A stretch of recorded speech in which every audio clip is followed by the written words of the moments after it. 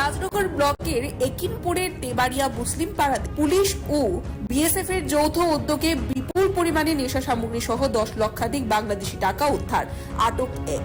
নেশা বিরোধী অভিযানে ব্যাপক সফলতা অর্জন করল রাজনগর পিআরবি পুলিশ। জানা গেছে, বিশ্বস্ত সূত্রের খবরের ভিত্তিতে অভিযান চালিয়ে বাংলাদেশের নগদ 10,48,250 টাকা সহ 2টি দূরবীন, 450 বোতল কফ সিরাপ, 6 কেজি গাঁজা সহ 150টি মদের বোতল উদ্ধার করে পুলিশ এবং বিএসএফ 69 ব্যাটালিয়নের যৌথ উদ্যোগে দেখা যায় যে সংগঠিত এই অভিযান ব্যাপক সাড়া তৈরি করে।